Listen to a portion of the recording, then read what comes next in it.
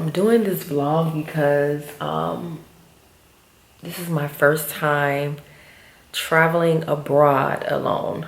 I've traveled the States by myself, but for some reason coming to a whole different country just feels, it was a little scary, I'm not gonna lie. And then me landing so late, terrified, y'all. Like, I, for one, got an Airbnb, which Airbnbs are safe, but you're responsible for getting there on your own. You know, normally when you travel somewhere, you have like airport shuttles that'll take you to your hotel. No, you have to worry about your own ride.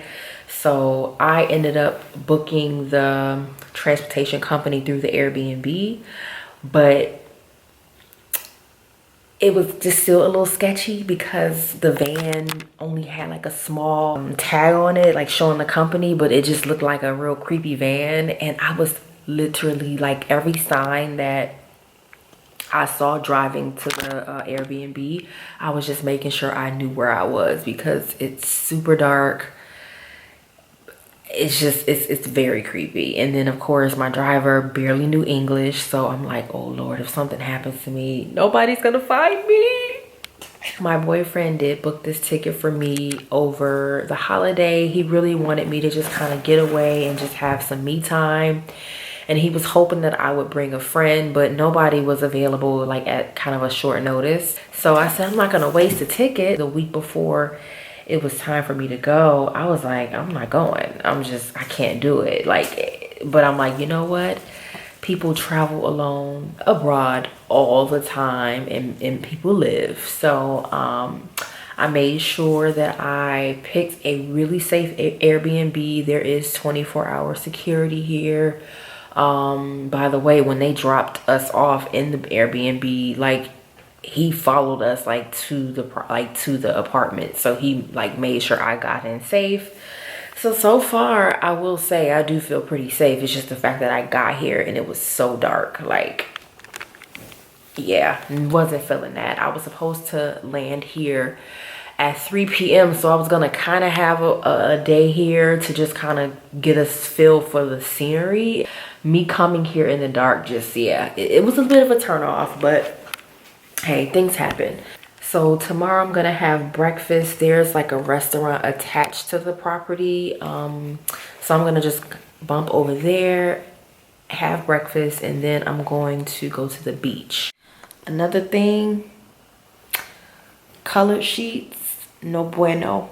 I'm always skeptical that they are not washing this after every guest, but it smells really fresh, I will say. And I really pulled these sheets back and really like inspected and made sure I didn't see any spots, you know. So it's clean. It's just I'm not a fan of colored sheets in Airbnbs and hotels because you just never know. Good morning from Punta Cana. Just want to give you guys a quick tour of my apartment. This is the living room when you walk in. And then turn this way, and then this is the kitchen. I do like the kitchen. I love the contrast between this beige marble and the white cabinets. Really cute. And of course you have your laundry area. And here is the room. It's pretty basic, nothing really to see here. Here is the bathroom area. Really simple, but very clean and cozy. And there is a window in the bathroom, and here is the view here. Look at that. Super cute, really, really big balcony. It is raining this morning, so I'm trying to figure out where I'm gonna go to get breakfast. Because, yeah. Everything is within walking distance. So unfortunately it will be raining today and tomorrow, and I leave Tuesday. So bummer. The point of me coming here was to relax on the beach, but it's looking like rain is in the forecast today and tomorrow. Makeup done. It stopped raining, so hopefully I don't get lost. I'm not the best with sense of direction. So hopefully your girl can find her apartment when I come back. This is my dress. I think I have like maybe 1 or 2 of these dresses left because this was from last summer. I'm gonna try this place called La Bruja BBQ and Pub. So I just got back from the restaurant. It was pretty decent. I just had fish tacos and a pina colada. It was good.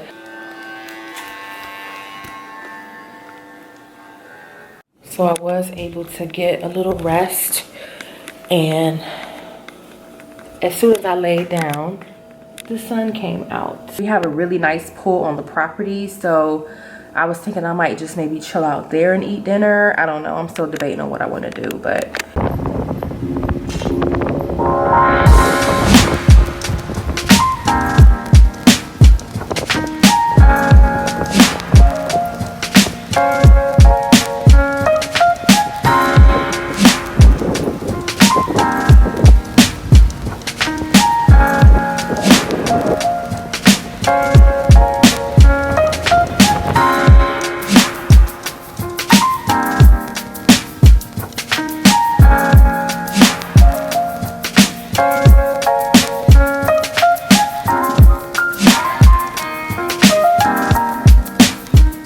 that pretty much wrapped up my trip. There isn't a whole lot to do in Punta Cana. It's really just a place to come and relax. And if you decide that you want to do any activities or excursions, you do have to take like a bus ride to get to those places. But literally, I just wanted to relax, and that's exactly what I did, and I enjoyed every minute of it. But I forgot to mention that one day got cut short for me because when I initially flew into Punta Cana, my flight was delayed. So I was supposed to get there on a Saturday at 2 p.m. and I didn't land until midnight. Now, that is the one experience that kind of had me shaking in my boots. Like, I was terrified because getting into a foreign country and it's dark, you can't see anything, I was scared. So luckily I had transportation set up already, which was a lifesaver because it was overwhelming coming out of an airport not knowing Spanish and then everyone yelling taxi, taxi, taxis. Like,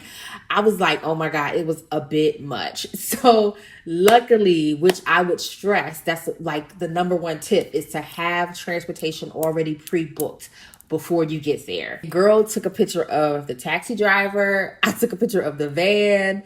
I made sure to really, really look at landmarks in case I needed to hop out the van real quick. Like, every escape plan, like, I was terrified. That was the only hiccup for my trip. Other than that, everything went super smooth, but I definitely wanted to share some tips with you guys. One being too, before I even forget this, when you travel, you know you can't bring weapons. You can't bring knives. Of course, you can't bring guns, but you can bring hand sanitizer. So if somebody gets too close, you better douse them with this hand sanitizer. This burns. So tip number 1, pack light. I can't stress this enough. I feel like you just move around a lot easier and you can get from point A to point B much easier with a carry-on bag. You should be able to get a week's worth of clothes in a carry-on. I've done it plenty of times and you can too. I just feel like big luggages weigh you down and you stick out like a sore thumb. You look like you just traveled in, you know, like you want to look like you went away for the weekend and you're just getting back, you know, like I just feel like big luggages make you stand out more. And there's just a few tips of packing light. When you are putting together your looks, put 3 to 4 outfits to one shoe because shoes is really what takes up the most room in your bag. And I promise you, if you do this, you will save a lot of room and only take what's necessary. When you're packing your clothes, use the roll-up method, and I'm telling you, you are good to go. Another thing that I forgot to do initially when I landed is to drop a pin. This is super important. This is how your family and friends are going to know exactly where you are. Open up Google Maps.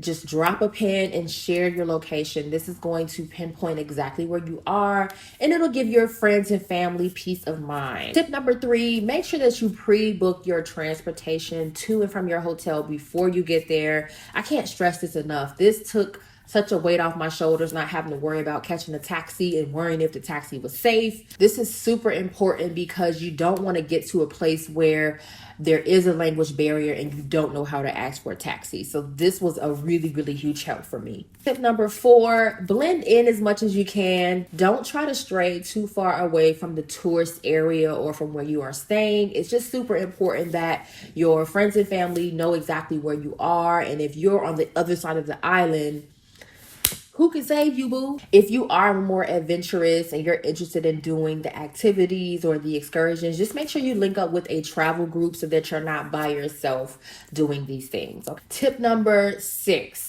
Always be on high alert. You're in a beautiful place. Everyone's super chill, but you always want to make sure that you are watching your front, back, and sides at all times because people will catch on that you're alone. I got a lot of questions. That was another thing too. When someone asks you if you are alone, you're traveling alone, always say no. After a while, people noticed I was by myself, but I still wasn't going to tell them that. When I would get that question, which I did get a lot, I would say, no, my friends are flying in. They should be here in a couple hours. And typically people would leave me alone. So that is my tip for today. But no, seriously, you definitely don't want to tell people you are traveling alone. You just don't want to become a target. I hope you guys enjoyed this video. If you did find it helpful, give this video a thumbs up. Safe travels and go have fun. Don't be too scared.